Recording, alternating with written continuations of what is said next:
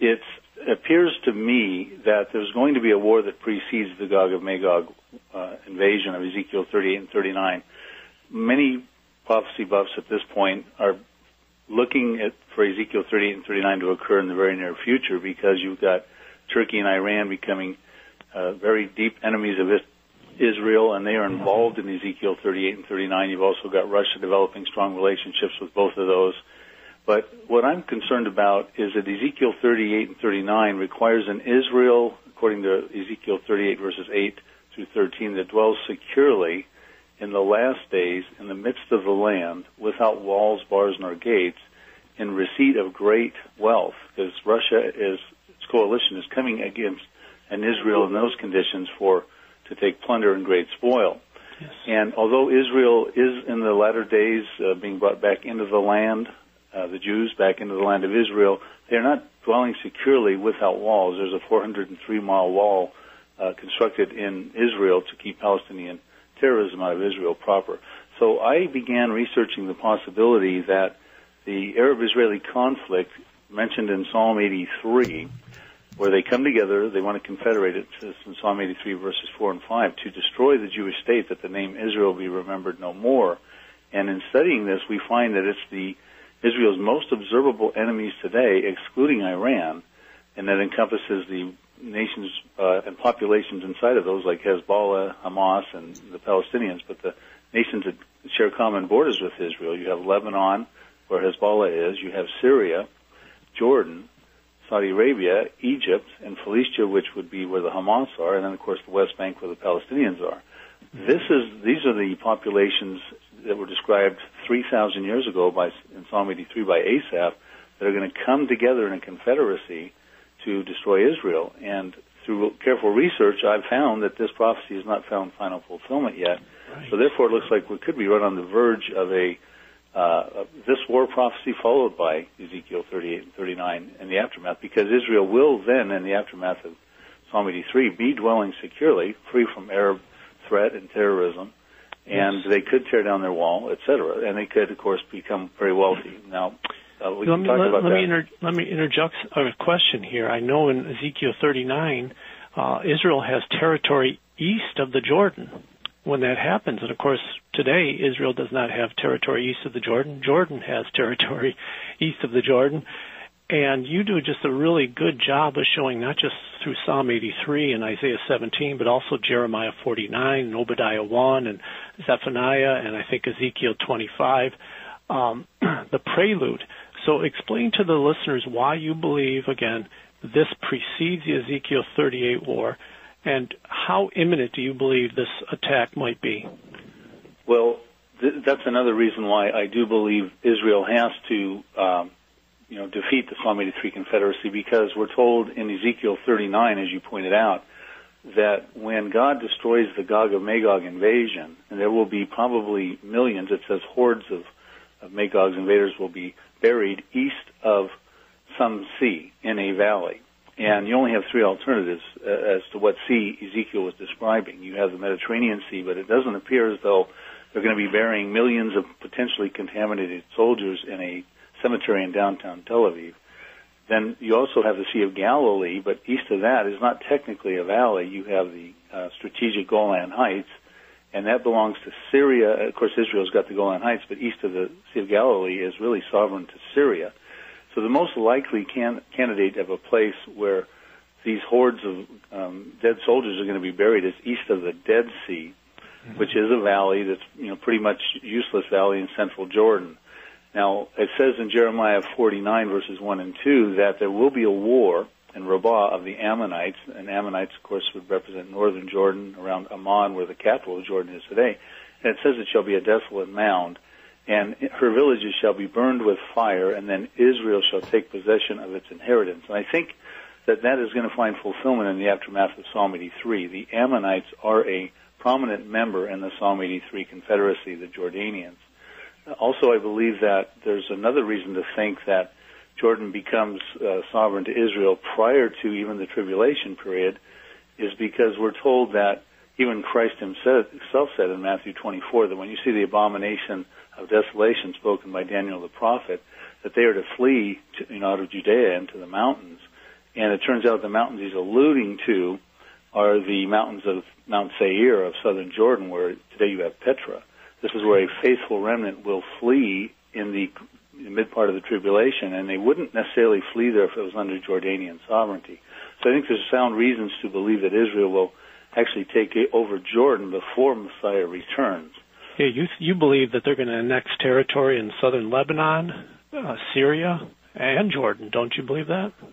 I do, but I always preface this, Jim, because a lot of people they don't look through the lens of a greater Israel. They see Israel today as pretty much the Israel that's going to exist throughout the entirety until Messiah returns, and then at which point, when Messiah returns, he gives them all the land promised to Abraham in Genesis 15:18, which goes from the river Nile in Egypt to the river Euphrates, its courses through Iraq and modern-day Syria.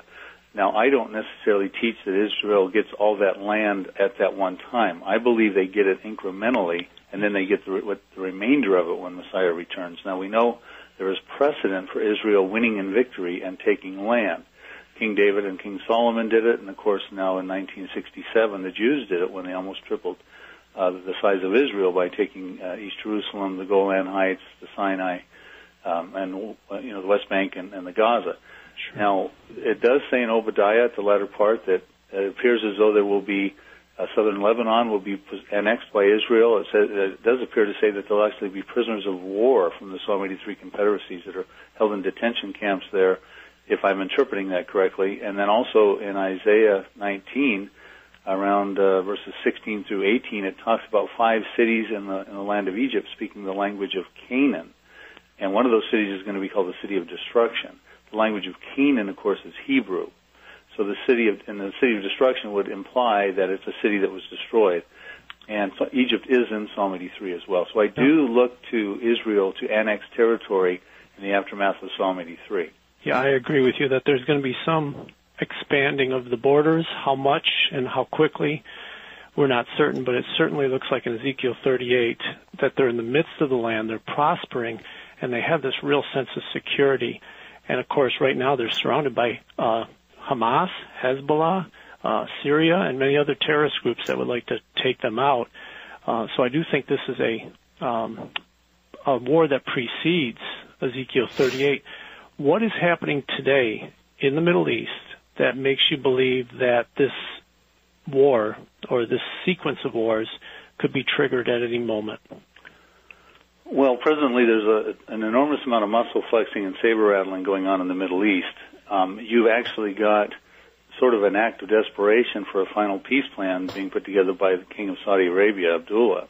He's going through a tour this week into Cairo, and he's going to try to really push forward the Saudi Peace Initiative of 2002 that he put together.